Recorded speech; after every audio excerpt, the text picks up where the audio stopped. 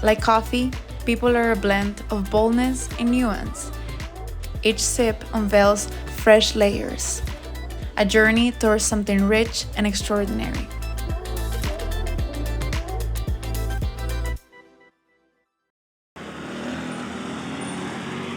In the heart of Brooklyn, the smell of coffee mixes with the pulse of creativity. It ignites a community of creators, shaping fresh ideas crafted from every pore. Kai? Hey! Hi, Juliana. So nice to meet you finally in person. Yeah, welcome in. Do you want to take a seat? Yeah, let's okay, go. Cool.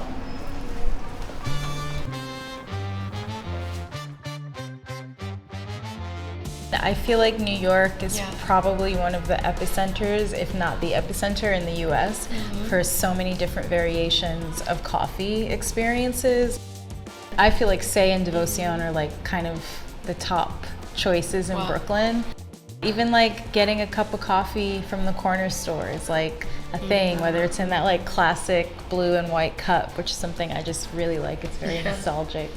But I think it really just depends on your palate and where you are in the city too. I think people are more interested in the process of it. And so with that, you're seeing a lot more shops experiment. I grew up in the neighborhood, so I just really wanted to open something that not only like embodied the culture, the demographic of Bed-Stuy, but really was like a representation of all of the things I was into. I feel like Sincerely Tommy is more than just like this physical space. It was so well received, it became a destination. People from all over the world were coming here, we got a lot of press. But then there was also this community element that was really special. Being from the neighborhood definitely made me feel like, you know, we need to talk about the changes that are happening here. And that really became way more impactful than I thought it would. We're 10 years old this year. When we first opened, I had a lot of brands that are really big now, like Kalina Strada, Nanushka, and this was like their first store in New York. They're just so creative, like when you do the smaller brands. I was looking at the clothes, they're all gorgeous. Yeah. Right when I entered, it felt very homey, and you can tell that this is a very special place.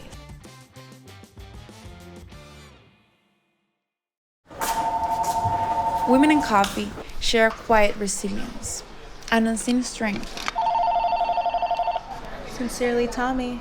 capable of awakening change and fueling movements. I always feel inspired coming to places like this and seeing other women do their very successful businesses. When my dad started the company, came to New York, and this is where he got his inspiration. He looked at all these talented people with these amazing concepts, and he said, if they can do it here in the United States, I can do it back home. And that's where he grabbed the concept of community. He always said that New York was such a cultural and like rich city, that it was just like very hard not to feel inspired in every corner.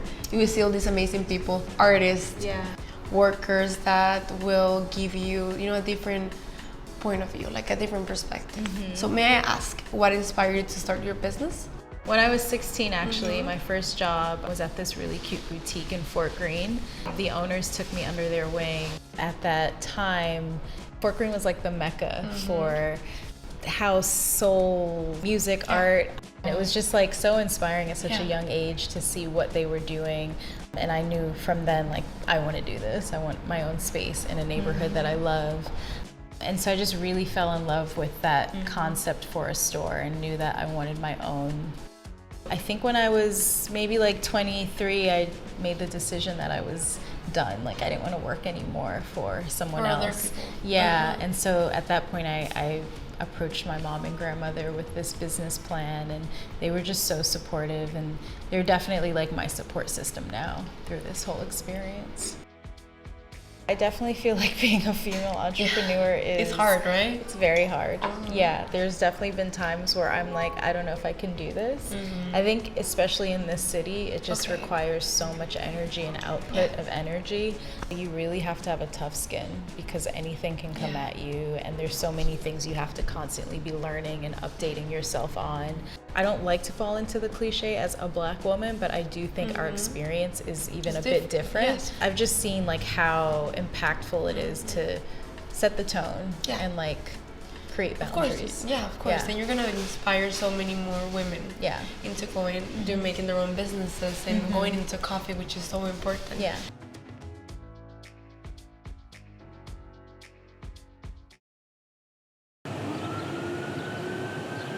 Coffee is our medium. The story that we create transcends the cup, crafting our future as we experience the present. I find it beautiful that we can find, a connection and resonate with each other, because you're the other side of the coffee business, which is like the end at receiving the clients and selling the coffee, and I'm the beginning. Yeah. But we can meet in the middle, and we share, so many of the same convictions. Here, coffee is culture, a bridge between who we are and what we create, an expression of what's possible.